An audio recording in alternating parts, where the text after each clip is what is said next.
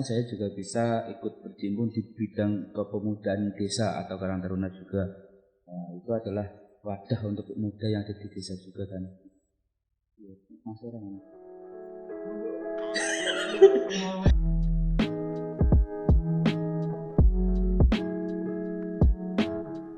Assalamualaikum warahmatullahi wabarakatuh. Bertemu lagi dengan saya Mardia Habibur Rahman, tentunya di konten Kuli Podcast di channel Yoiki Purworejo, Ibnu IPPN Purworejo. Nah, hari ini kita kedatangan narasumber yang mana beliau adalah Ketua PAC Ibnu Munot. Beliau adalah Mas Zainul Aziz. Biasa dipanggil Mas Aziz nggih? Iya. Rumahnya di mana? Rumah saya Gilang. RT perlu? Tidak usah ya. Pokoknya udah tahu desanya seperti itu. Nah, jadi mohon izin kita nanti bertanya-tanya tentang beberapa hal. Baiklah, yang pertama yang saya ingin tanyakan, menurut Mas Zainul Aziz ini kan berkecimpung ya jadi ketua PAC, berarti kan udah lama pastinya ikut Ibnu IPPNU. Terus kalau menurut Mas Aziz sendiri, perspektif Ibnu dan IPPNU itu apa? Ya, kalau menurut saya sendiri itu, kalau Ibnu itu adalah wadah untuk pelajar yang dimana itu pelajar di bawah naungan Nahdlatul Ulama ya. Ya, kalau Ibnu itu khususnya untuk pelajar putra atau yang laki-laki, kalau IPPNU itu adalah pelajar khusus yang bagian putri. Ya, sepengetahuan saya itu, saya mengambil kesimpulan itu seperti itu. Ya, supaya lebih fleksibel lah. Kalau Manjenengan itu selain ikut Ibnu IPPNU apa saja? Mungkin pengalaman berorganisasinya. Itu dari sekarang atau? Ya yang pernah kan pengalaman, jadi dulu pernah ikut apa? Ya, kalau pengalaman saya itu di organisasi awalnya itu ya di Ibnu ya.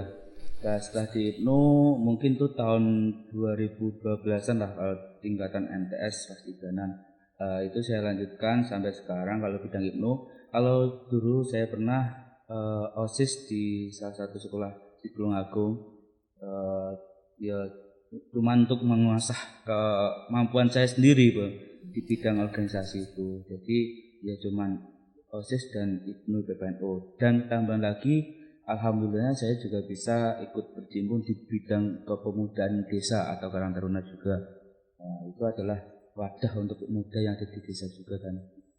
Untuk selanjutnya kan Mas Aziz ini udah jadi ketua Ibnu IPPNU. Itu faktor apa sih yang membuat Mas Aziz menjadi seorang pemimpin di Ibnu dan IPPNU? Ya. Kalau faktornya itu mungkin saya juga nggak tahu ya. Saya juga di organisasi itu tidak mengharapkan jabatan, karena saya di sini itu dari hati saya sendiri itu ingin berorganisasi saja. Kalau dijadikan ketua, ya mungkin mereka mempercayai saya, dan saya juga masih belajar untuk lebih baik lah menjadi pemimpin itu bagaimana. Itu masih belajar semuanya dari awal sampai sekarang ini ya. Mungkin itu saja ya. Karena panjenengan ketua PAC Ibnu, pasti saya ini nanti akan bertanya tentang seputar PAC Ngunut gitu ya. Mulai dari programnya itu apa saja Mas? Mulai dari yang rutin, yang besar seperti itu. Ya, kalau programnya itu banyak ya. Kalau rutin itu ada rapat ya, itu salah satu program kami. Rapat, terus ada jangsana atau ke rumah rutinan Yasin Tahlil atau yang tibaan atau itu berjanji itu ya.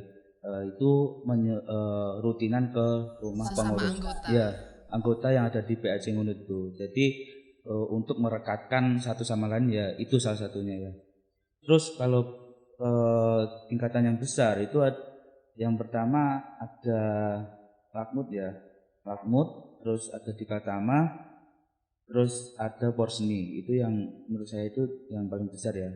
Terus yang terakhir itu adalah konferensi yang nantinya insya Allah di tahun ini juga.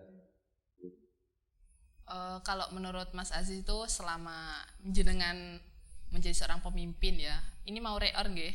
Itu ada bedanya nggak sih sama PAC kepengurusan yang sebelum-sebelumnya gitu? Selama pengurusan saya berarti ya. Iya, maksudnya dalam programnya. Mungkin tidak jauh beda sih. Hanya saya itu menginovasi lah, memperbarui yang mananya itu banyak koreksi ya, yang tahun dulu atau yang sebelum-sebelumnya itu saya melihatnya, terus saya mungkin kalau teman-teman cocok itu saya inovasi sama teman-temannya bagaimana kegiatan itu bisa lebih menarik lagi meskipun itu sama dengan tahun yang kemarin atau periode yang sudah. Kalau tadi kan ada Diklat Tama, Lakmut, terus Porseni, itu kesan masing-masing kegiatan besar itu apa? Soalnya kan PAC Ngunut itu selalu mempunyai daya tarik sendiri gitu daripada PAC yang lain seperti itu. Ya, mungkin kalau kegiatannya kan berbeda, masing-masing kegiatan berbeda dan mempunyai kesan masing-masing. Kalau di Katama kemarin itu ada, mungkin tahun kemarin juga ada dari luar kota yang ikut, itu salah satunya dari Jombang. Alhamdulillah mereka tertarik untuk ikut di Katama di Ngunut ini. Saya juga tidak tahu masalahnya apa ya. Mereka itu daya tariknya untuk apa juga saya tidak tahu. Mungkin Ngunut itu terlalu keren ya. Oh, amin. Terlalu keren dan tahan lama.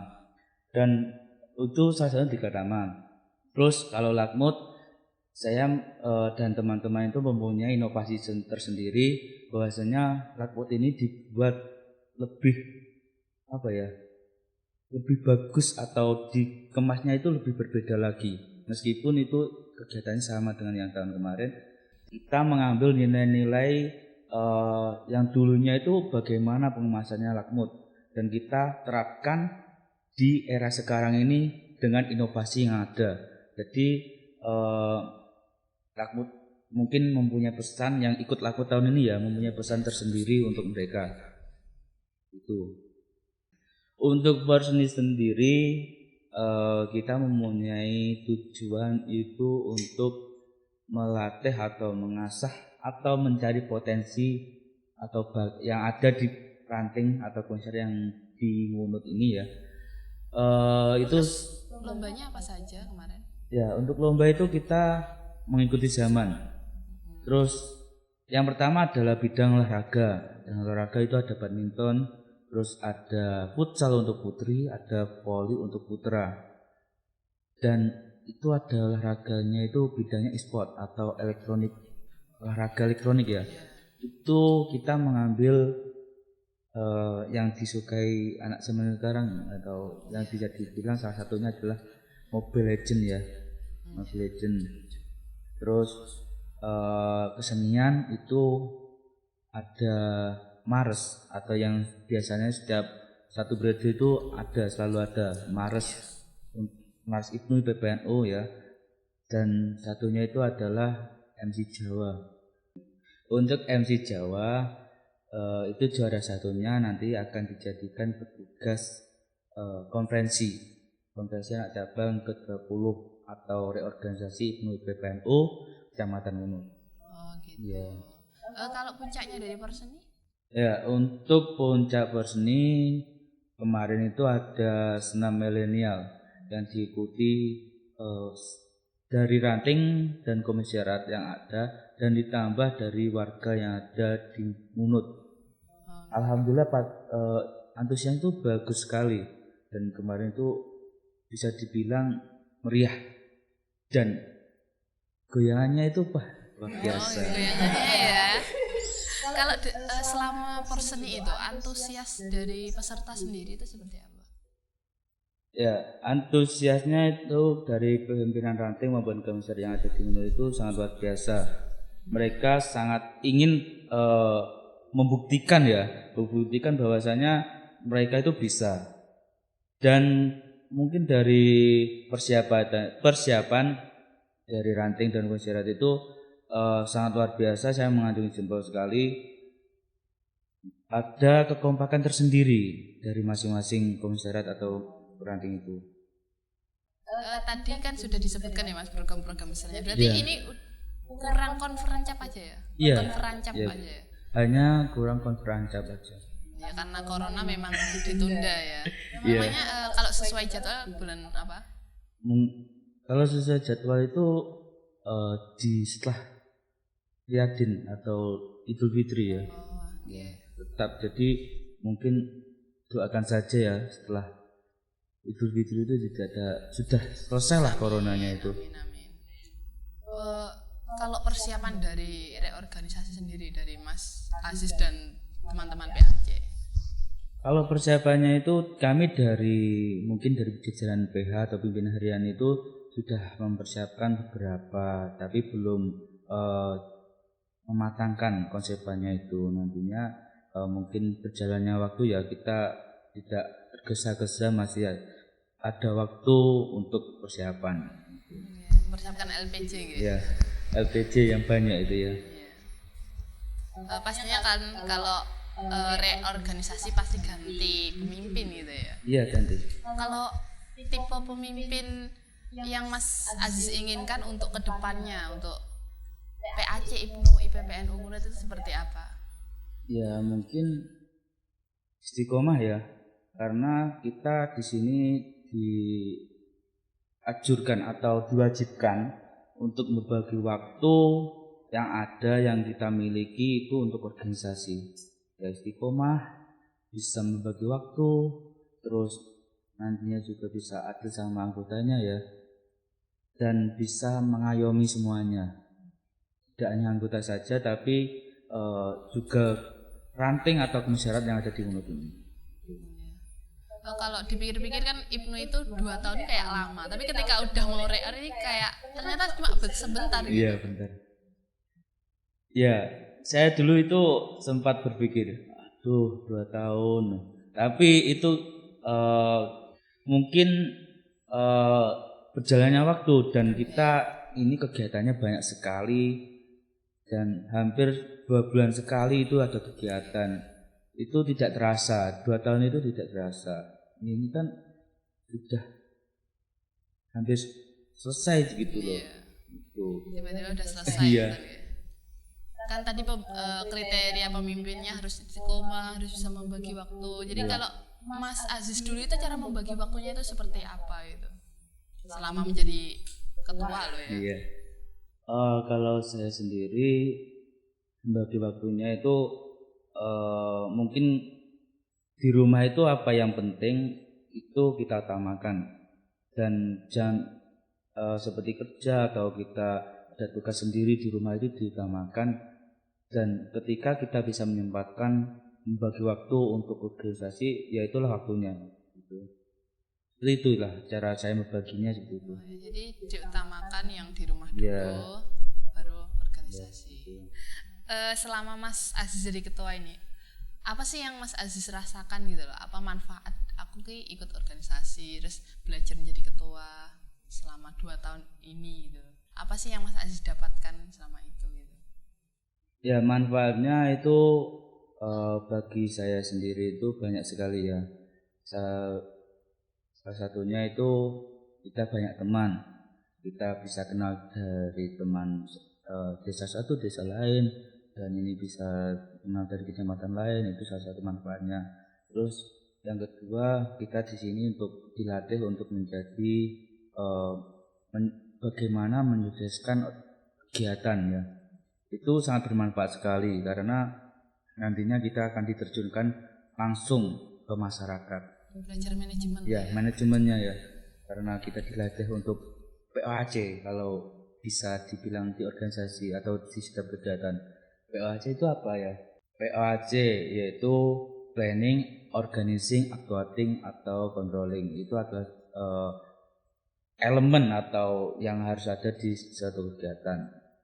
Terus kita juga didekatkan ke masyarakat, atau kita dilatih untuk menjadi orang yang bisa berbicara. Terus kita dilatih untuk bagaimana menghadapi masyarakat yang ada di sini atau yang ada di kecamatan Unut ini ya. Itu salah satu beberapa yang manfaatnya yaitu.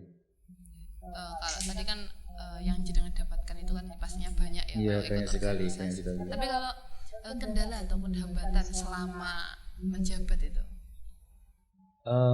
Mungkin kalau kendala ya dibilang sedikit ya tidak sedikit ya, tidak, kalau dibilang banyak tidak banyak juga. Sama banyaknya ya. Iya.